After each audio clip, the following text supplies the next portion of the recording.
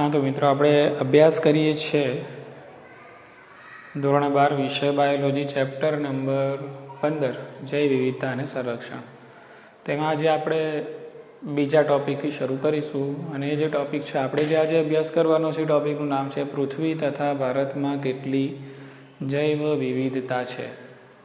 તો ટોપિકની આપણે મિત્રો વાત કરીશું અહીંયા.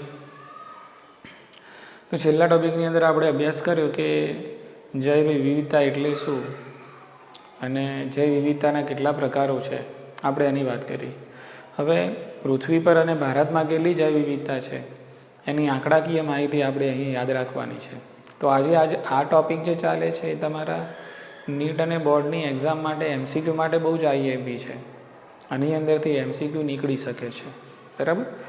પણ થિયોરેટિકલ વેમાં આપણે જઈએ તો થિયોરેટિકલી આ જે ટૉપિક છે આજનો એ મને અગત્યનો લાગતો નથી કે થિયરીની અંદર આ પ્રશ્ન પૂછાઈ શકે, બરાબર. કે તો એમસીક્યુ પોઈન્ટ ઓફ વ્યૂથી આ જે ટૉપિક છે ખૂબ જ અગત્યનું છે. તો મિત્રો ચલો વધીએ આગળ. ઓકે, અને ગણતરીની મિનિટોની અંદર આ ટૉપિક છે પૂરો કરીએ. બહુ સરળ ટૉપિક છે, ધ્યાન રાખજો અને વિડીયો અંત સુધી જોજો. પૃથ્વી તથા ભારતમાં કેટલી જૈવ વિવિધતા છે. તો મિત્રો આપણે જોઈ ગયેલા છીએ કે ધોરણ 11ની અંદર જૈવ વિવિધતા પહેલા ચેપ્ટરમાં જૈવ વિવિધતાવાળો જે મુદ્દો હતો એની અંદર કીધું હતું કે ભાઈ અત્યાર સુધી પૃથ્વી ઉપર કુલ જાતિઓ જે શોધાયેલી છે કે જેની ઓળખ થયેલી છે એ જાતિઓની સંખ્યાનો એક આંકડો આપણને મળેલો 17 મિલિયન, 1.7 મિલિયન એટલે કે 17 લાખ, બરાબર ને. તો એવો જ એક આંકડો આપણને અહીંયા પણ મળવાનો છે.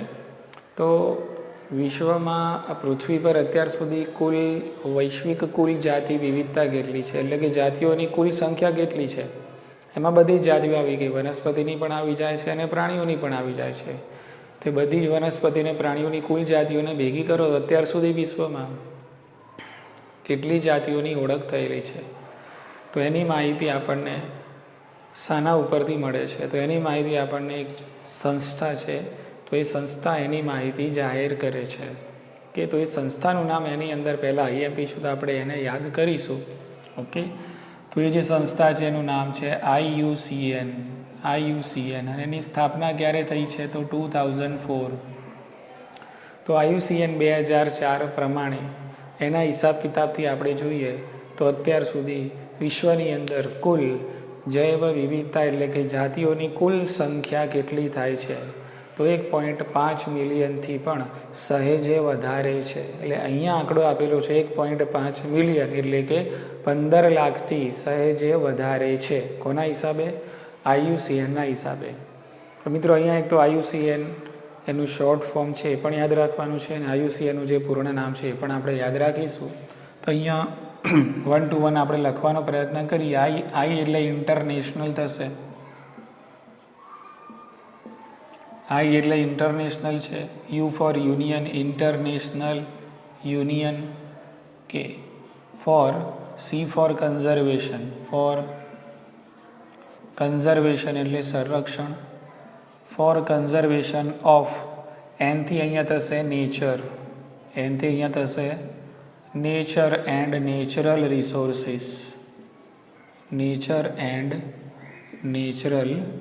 રિસોર્સિસ. ક્લિયર? કે તો આ એનું આખું નામ થયું મિત્રો. તો આ એક ઇન્ટરનેશનલ યુનિયન છે એટલે કે આંતરરાષ્ટ્રીય સંઘ છે ફોર કન્ઝર્વેશન. શાના માટે? તો સંરક્ષણ માટે. કોનું સંરક્ષણ? Of nature and natural resources. Okay, એટલે પ્રકૃતિ અને પ્રકૃતિના જે સ્ત્રોતો છે એના સંરક્ષણની આ આંતરરાષ્ટ્રીય જે સંઘ છે એમાં કામ થતું હોય છે. તો આના હિસાબે અત્યાર સુધી વિશ્વમાં કુલ કેટલી વનસ્પતિ અને પ્રાણીઓની જાતિઓની ઓળખ થયેલી છે, જાતિઓની સંખ્યા કેટલી છે. તો આ સંસ્થાના આધારે જાતિઓની જે સંખ્યા છે એ 1.5 મિલિયનથી સહેજે વધારે છે.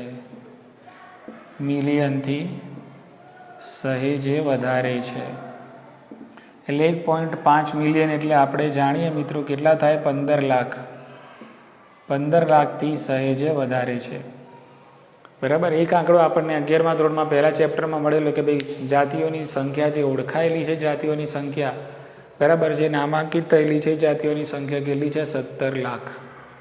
એટલે 1.7 મિલિયન. અહીંયા આપણને આંકડો શું મળે છે? IUCNના આધારે 1.5 મિલિયનથી સહેજે વધારેલી. જેમ આપેલું છે એમ આપણે યાદ રાખીશું. ક્લિયર? ચાલો વધીએ આગળ.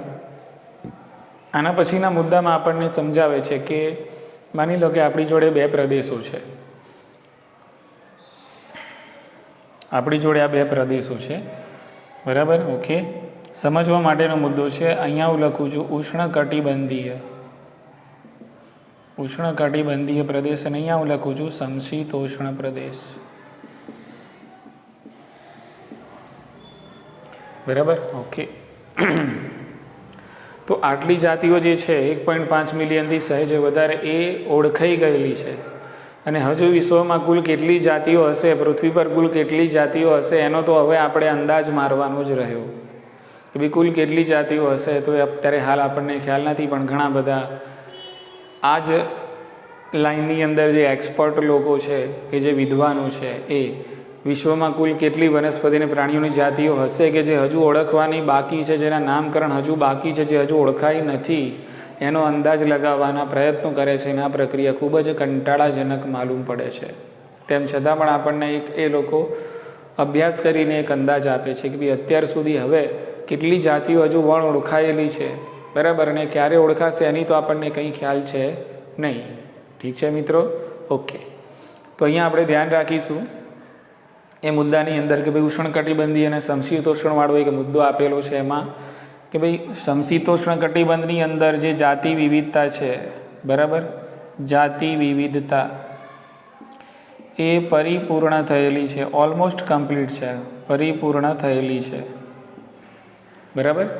એટલે સમશીતોષ્ણ કટિબંધની અંદર જે જાતિ વિવિધતાનું પ્રમાણ છે, આમ જોવા જઈએ તો આની અંદર જાતિ વિવિધતાનું પ્રમાણ ઓછું છે, પણ હજુ ઘણું બધું એવું શોધવાનું બાકી છે. ક્યાં? ઉષ્ણકટિબંધીય પ્રદેશોમાં. તો ઉષ્ણકટિબંધીય પ્રદેશોમાં મિત્રો સામાન્ય રીતે જાતિઓની વિવિધતાનું પ્રમાણ વધારે હોય છે, જાતિઓની સંખ્યા વધારે હોય છે. વધુ પ્રમાણમાં જાતિઓ આપણને ક્યાં જોવા મળશે? આ ઉષ્ણકટિબંધીય વિસ્તારોમાં. એટલે હજુ વધુ ઓળખવાની બાકી કયા વિસ્તારમાં છે? બરાબર ને? આટલી ઓળખાયેલી છે, પણ હજુ ઘણી બધી ઓળખવાની બાકી છે. તો હજુ ઘણી બધી જે ઓળખવાની બાકી છે એ જાતિઓ આપણને ક્યાં મળશે? એ જાતિઓ આપણને એવો અંદાજ લગાવે છે કે કયા વિસ્તારમાં મળશે? ઉષ્ણકટિબંધીય વિસ્તારમાં મળશે. જ્યારે સમશીતોષ્ણ વિસ્તારની અંદર જાતિઓ મર્યાદિત છે અને એની અંદર જાતિઓ જે ઓળખાઈ ગયેલી છે, બરાબર, એનાથી હજુ વધારે જાતિઓ મળવાની એટલી બધું કોઈ અંદાજ કે કોઈ શક્યતા દેખાતી નથી. એટલે અહીંયા જાતિ વિવિધતા અહીંયા કેવી છે? ઓલમોસ્ટ મોટાભાગે પરિપૂર્ણ થયેલી છે, પણ હજુ વધુ જાતિઓ ઓળખાવાની શક્યતા કયા પ્રદેશમાં છે? તો ઉષ્ણકટિબંધીય પ્રદેશમાં છે. ઠીક છે? ચાલો, એના પછીનો મુદ્દો છે મિત્રો, હવે આપણે આગળ વધીએ કે અત્યાર સુધી હવે રફલી આપણે એક આંકડો માળીએ, આપણે અંદાજ લગાવી આવીએ. કંટાળાજનક પ્રક્રિયા છે એને પરિપૂર્ણ કરીએ તો આપણને અહીંયા વિશ્વની કુલ અંદાજિત જાતિઓની સંખ્યાનો એક આંકડો મળે છે. અને એ આંકડો છે કેટલો છે? તો વિશ્વની કુલ અંદાજિત જાતિઓ કેટલી હોઈ શકે છે? કેટલી શોધાયેલી છે તો આ છે, પણ હજુ કેટલી હોઈ શકે છે કે જે હજુ શોધાઈ નથી? તો ટોટલ હજુ કેટલી હોઈ શકે છે? તો કેટલી હોઈ શકે છે મિત્રો? એનો આંકડો છે 20 મિલિયનથી 50. એ આંકડો છે મિત્રો 20 મિલિયનથી 50 મિલિયન હોઈ શકે છે. એટલે કે 2 થી 5 કરોડ. 2 થી 5 કરોડ. બરાબર? તો એક આટલો અંદાજ મૂકવામાં આવે છે કે હજુ મતલબ કુલ જાતિઓ કેટલી હોઈ શકે છે પૃથ્વી પર? તો 20 મિલિયનથી 50 મિલિયન, એટલે કે 2 થી 5 કરોડ હોઈ શકે છે. બરાબર કે? ચલો, એ જ રીતે મિત્રો હવે અહીંયા આના કરતાં પણ એક વધારે સુવ્યવસ્થિત અને વૈજ્ઞાનિક ઢબથી અને સંતુલિત એક અંદાજ આપણને આપ્યો, અને વૈજ્ઞાનિકનું નામ છે રોબર્ટ મે. રોબર્ટ મે. બરાબર? તો આ એક નામ યાદ રાખજો મિત્રો, વૈજ્ઞાનિકનું નામ છે રોબર્ટ મે. તો રોબર્ટ મે નામના વૈજ્ઞાનિક છે, એમણે આપણને એક સંતુલિત અને વૈજ્ઞાનિક ઢબેથી એક સુવ્યવસ્થિત જાતિઓનો અંદાજ આપે છે કે ભાઈ આમના મત પ્રમાણે કેટલી વિશ્વની અંદર કુલ અંદાજિત જાતિઓની સંખ્યા કેટલી છે. બરાબર? કેટલી ટૂંકમાં ટોટલ કેટલી હશે? એમ ઓળખાઈ ગયેલી કેટલી છે નહીં, કેટલી હશે ટોટલ કે જે હજુ ઓળખાવાની પણ બાકી છે. તો બધું ટોટલ કરીએ તો આમના અંદાજ હિસાબે વિશ્વમાં કુલ કેટલી જાતિઓ હશે? તો એ જાતિઓનો આપણે આંકડો મળે છે 7 મિલિયન. કેટલું મળે છે મિત્રો? 7 મિલિયન, એટલે કે અત્યાર સુધી હજુ કેટલી મતલબ કેટલી કુલ જાતિઓ હશે તો 70 લાખ, બરાબર. તો 70 લાખ જાતિઓ આમના હિસાબે હશે, બધી ભેગી થઈને, વનસ્પતિ અને પ્રાણીઓની બધી ભેગી થઈને. ક્લિયર ને? ચાલો હવે મિત્રો આપણે આગળ વધીએ કે પૃથ્વી ઉપર કેટલી જાતિ વિવિધતા છે, પૃથ્વી પર જાતિઓની સંખ્યા કેટલી છે, બરાબર. કે તો અહીંયા થોડી આંકડાકીય માહિતી આપણે યાદ રાખશું. કે તો મિત્રો પૃથ્વી પર કુલ જાતિઓની જે સંખ્યા છે અને જે ઓળખાયેલી છે, બરાબર. કે તો કુલ ઓળખાયેલી જાતિઓ આટલી છે, તો એમાંથી પ્રાણી જાતિઓ કેટલા ટકામાં છે, તો પ્રાણીઓની જે જાતિઓ છે, પ્રાણીઓની જાતિઓ જો 70% છે. કેટલા ટકા છે મિત્રો? હા, 70% તો ફક્ત કોની છે? પ્રાણીઓની છે. અત્યાર સુધીમાં વિશ્વમાં કુલ જે જાતિઓ ઓળખાયેલી છે એ જાતિઓમાં 70% જાતિઓ તો ફક્ત પ્રાણીઓની જ છે, બરાબર. ઓકે, એનો મતલબ શું થાય છે? તો પછી વનસ્પતિની જાતિઓની સંખ્યા કેટલી હશે? તો વનસ્પતિની જાતિઓ છે એની સંખ્યા 22% કરતાં વધારે નથી. કેટલા ટકા? 22%. અત્યાર સુધીમાં પૃથ્વી પર જે જાતિઓ ઓળખાયેલી છે એમાંથી ફક્ત વનસ્પતિની જાતિઓ કેટલી છે? તો એ તો ફક્ત 22% જ છે, એનાથી વધારે નથી. જ્યારે પ્રાણીની જાતિઓ કેટલી છે? 70% છે. બોલો, ખ્યાલ આવી ગયો મિત્રો? ઓકે, ચાલો હવે એ જ રીતે આપણે આગળ વધીએ તો આપણને એક નવો આંકડો પણ મળે છે. દાખલા તરીકે આ પ્રાણી જાતિઓની સંખ્યા 70% છે, બરાબર. ઓકે, તો આ પ્રાણી જાતિઓમાં પણ સૌથી વધારે કઈ પ્રાણીઓની જાતિઓની સંખ્યા વધારે છે, બરાબર. તો આ કુલ પ્રાણીની જાતિઓ 70% છે, બરાબર. તો આ પ્રાણીની જાતિઓમાંથી બી 70% તો જાતિઓ ફક્ત કીટકોની જ છે. બોલો, ખ્યાલ આવી ગયો ને? ઓકે, જુઓ કુલ જે જાતિઓ છે વિશ્વની અંદર, કુલ વનસ્પતિ અને પ્રાણીઓની જે પણ જાતિઓ છે એમાં 70% પ્રાણી જાતિઓ છે અને વનસ્પતિ જાતિની સંખ્યા કેટલી છે? 22% છે, બરાબર. એનાથી વધારે નહીં હોય. જ્યારે જે પ્રાણીની જાતિઓ શોધાયેલી છે, પ્રાણીની જાતિઓમાંથી, કુલ પ્રાણી જાતિઓમાંથી પછી પાછી 70% તો કીટકોની જ છે. બોલો, સમજી ગયા કે નહીં? 70% તો ફક્ત કોની છે? કીટકોની જ આપણને જોવા મળે છે. બોલો, ખ્યાલ આવી ગયો? ઓકે, ચલો એના પછી આપણે આગળ વધીએ છીએ તો આપણને એક પૃથ્વી પર જોવા મળતી જે જાતિ વિવિધતા છે એને સમજાવવા માટે એક ફૂગનું ઉદાહરણ લઈને સમજાવેલું છે કે આ જે ફૂગ છે, ફૂગની જે જાતિઓની સંખ્યાની, ફૂગની જાતિઓ છે એની સંખ્યા તમે એક તરફ મૂકો અને આની સાથે આપણા જે 4 મોટા મોટા સમુદાયો છે, દાખલા તરીકે સમજી લો કે સસ્તનો છે, બરાબર. એ જ રીતે સરીસૃપો છે, એ જ રીતે ઉભયજીવીઓ છે, એ જ રીતે મત્સ્ય એટલે કે માછલીઓ છે, બરાબર. તો એક બાજુ તમે ફૂગની જાતિઓની સંખ્યા મૂકો અને બીજી બાજુ આ બધી જાતિઓની સંખ્યાનો સરવાળો કરો. સસ્તનની જાતિઓ, સરીસૃપોની, ઉભયજીવીઓની અને મત્સ્યની જાતિઓની સરવાળો કરો તો ફૂગની જાતિઓની સંખ્યાનો વધી જશે. એટલે ફૂગની એટલી બધી જાતિઓ છે, બરાબર ને. તો ફૂગની જાતિઓ કોના કુલ જાતિઓની સંખ્યા કરતાં વધી જશે? તો ફૂગની જાતિઓની સંખ્યા સસ્તન, સરીસૃપો, ઉભયજીવીઓ અને માછલીઓ એટલે કે મત્સ્યોની કુલ જાતિઓ છે એના કરતાં પણ એકલી ફૂગની જાતિઓની સંખ્યા વધારે છે.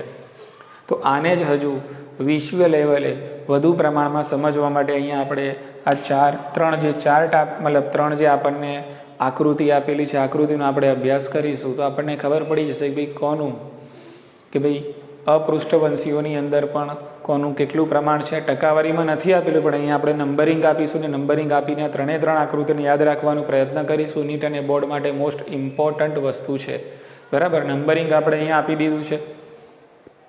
તો વિશ્વમાં અપૃષ્ઠવંશીઓની કેટલી જાતિઓ છે, પૃષ્ઠવંશીઓની કેટલી છે અને વનસ્પતિઓની કેટલી છે. તો પૃષ્ઠવંશીઓ અને અપૃષ્ઠવંશીઓ એટલે એક તો પ્રાણીઓની છે, આ શું છે? પ્રાણીઓની છે, અને આ કોની છે? વનસ્પતિઓની. પછી એમાં પણ કોનું પ્રમાણ કેટલું છે તો એના હિસાબે તમને આ 3 આકૃતિઓ બતાવેલી છે કે ભાઈ વિશ્વની અંદર જોવા મળતી કુલ જે જાતિઓ છે એમાંથી અપૃષ્ઠવંશીઓ, પૃષ્ઠવંશીઓ અને જે વનસ્પતિઓ છે એની અંદર પેટા જે સજીવો આવે છે એમાં જાતિઓનું પ્રમાણ કેટલું છે અને કોણ કયા નંબરે આવે છે. તો મિત્રો પહેલાં આપણે આ આકૃતિનો અભ્યાસ કરીશું કે ભાઈ અપૃષ્ઠવંશી. તો અપૃષ્ઠવંશીઓની અંદર જોઈએ તો પહેલો નંબર લઈ જાય છે કીટકોનો. તો કીટકોની આપણને સૌથી વધારે જાતિઓ જોવા મળે છે. બીજા નંબરે આવે છે અન્ય પ્રાણી સમૂહો, ત્રીજા નંબરે આવશે મૃદુકાયો અને ચોથા નંબરે આવશે સ્તરકવચીઓ. એટલે જે પ્રમાણે આકૃતિ આપેલી છે એ પ્રમાણે આકૃતિને બેઠી યાદ રાખશું, પ્લસ અહીંયા નંબરિંગ પણ આપણે આપી દઈશું, કારણ કે ક્રમ અનુસાર પણ પૂછાય છે કે ભાઈ અપૃષ્ઠવંશીઓ છે એમની જાતિઓની સંખ્યાને આધારે ઉતરતા અને ચડતા ક્રમમાં ગોઠવો. તો પહેલા નંબરે કોણ આવશે અપૃષ્ઠવંશીમાં? તો સૌથી વધારે જાતિઓ કીટકોની છે, એના પછી અન્ય પ્રાણી સમૂહ, એના પછી મૃદુકાય આવશે અને છેલ્લે સ્તરકવચીઓ આવે છે. ચલો એવી જ રીતે પૃષ્ઠવંશીઓની આપણે વાત કરીએ તો એમાં પહેલો નંબર લઈ જાય છે કોણ? માછલીઓ. તો પૃષ્ઠવંશીઓમાં સૌથી વધારે જાતિઓ કોની છે?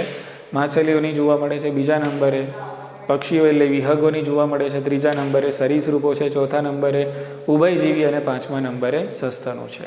તો ઉભયજીવી અને સસ્તનો ઓલમોસ્ટ આપણને સરખી સંખ્યામાં જોવા મળે છે, તેમ છતાં પણ આકૃતિ જે આપેલી છે એ પ્રમાણે આપણે થોડોક અંદાજ મૂકીશું તો સહેજ ઉભયજીવીઓનું પ્રમાણ આપણને વધારે જોવા મળે છે.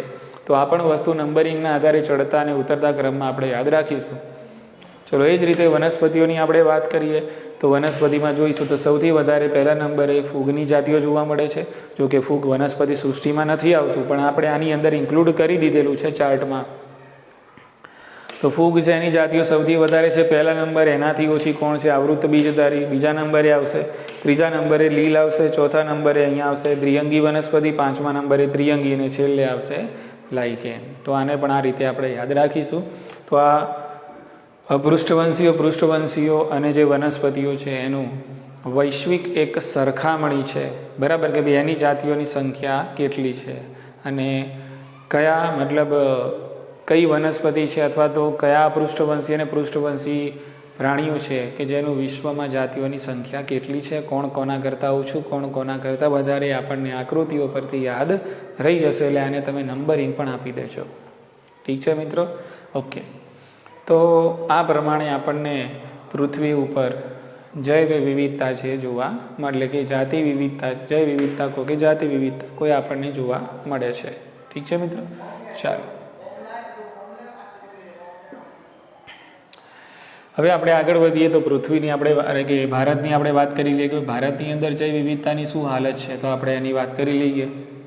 તો મિત્રો ભારતની અંદર જોવા જાઓ તો કુલ જમીન વિસ્તાર જોઈએ આપણે પૃથ્વીનો, તો એમાંથી ભારત જોડે કેટલા ટકા જમીન વિસ્તાર છે? તો ભારત જોડે જે જમીન વિસ્તાર છે ફક્ત 2.4% છે. વિશ્વમાં કુલ જે જમીન છે, બરાબર, એ કુલ જમીનનો ભારત જોડે કેટલો જમીન વિસ્તાર છે? તો ભારત જોડે તો ફક્ત કેટલું છે? 2.4% જમીન વિસ્તાર છે.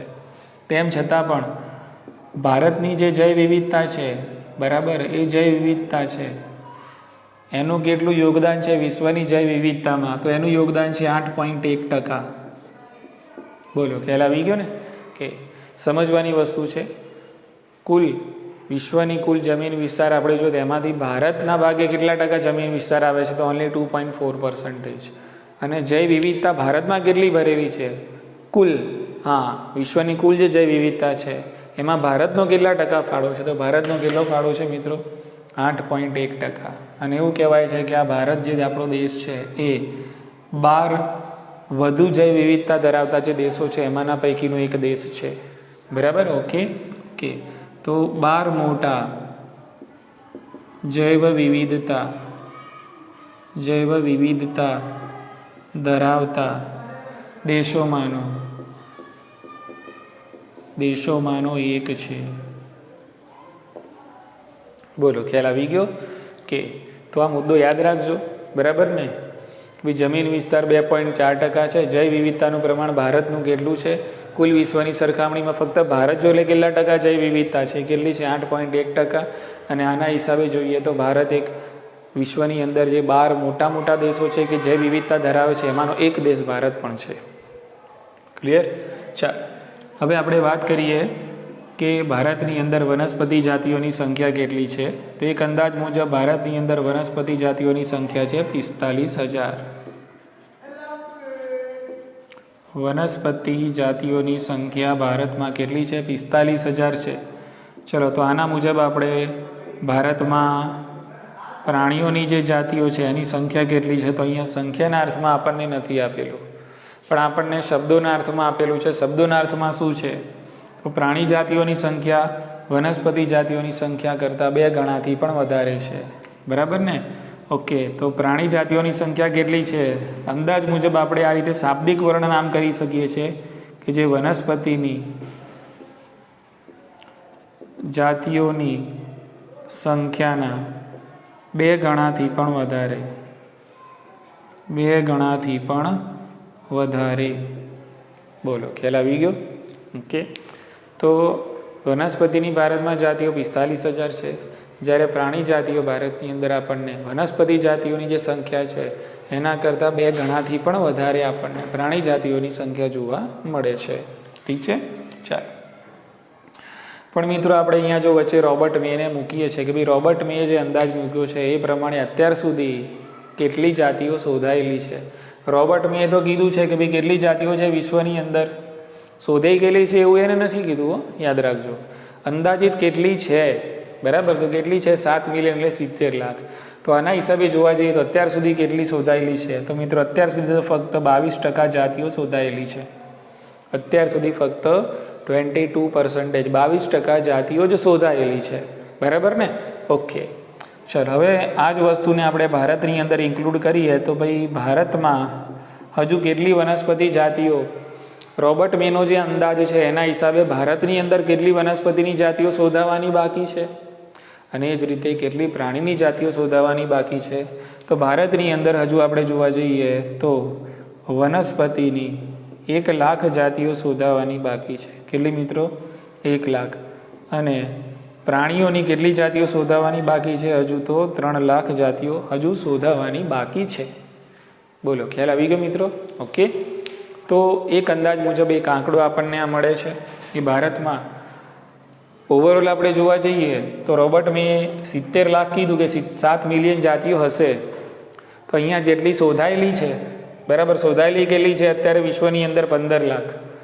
તો એની સરખામણી આપણે અંદાજ મુજબ કરીએ તો હજુ કેટલી શોધાઈ કહેવાય? ફક્ત 22% જ શોધાઈ કહેવાય. એનો મતલબ એમ કે હજુ 78% તો જાતિઓ શોધવાની બાકી છે. અને અંદાજને આપણે ભારતની અંદર એપ્લાય કરીએ, ભારતમાં પકડીએ તો હજુ વનસ્પતિની ભારતમાં કેટલી જાતિઓ શોધાવાની બાકી હોવી જોઈએ? 1 લાખ. અને પ્રાણીની કેટલી? 3 લાખ જેટલી જાતિઓ શોધાવાની બાકી હોવી જોઈએ. બોલો, ખ્યાલ આવી ગયો મિત્રો? ઓકે, ચલો. હવે આપણે આ જે મુદ્દો છે એમાં પૂર્ણવિરામ મૂકવાનો પ્રયત્ન કરીશું. તો મિત્રો હજુ હવે કેટલી જાતિઓ છે, ક્યારે શોધાશે એની કોઈને ખબર નથી. પણ કદાચ આપણે શોધવી હોય તો કેટલો સમય લાગશે એનો પણ આપણે અંદાજ નથી મૂકી શકતા. પણ જો કદાચ શોધવું હોય ને એનું બીડું ઉપાડીએ તો આપણે ઘણા બધા પૈસાનો ખર્ચો થશે. ઘણા બધા એક્સપર્ટ્સ છે, ઘણા બધા સંશોધનકારો છે, આ વિષયના જે વિદ્વાનો છે એની આપણને જરૂર પડી શકે છે, બરાબર? ને એના માટે કેટલો સમય લાગશે અને કેટલી જાતિઓ છે એ તો હજી એક પ્રશ્નાર્થ ચિહ્ન જ છે આપણી જોડે, બરાબર? ઓકે. તો કદાચ આ વસ્તુ આપણને નિરાશ પણ કરી શકે છે કે કદાચ આપણે બધી જાતિઓ શોધી પણ ન શકીએ ને કેટલો સમય લાગશે એનું કોઈ જ નક્કી હોતું નથી.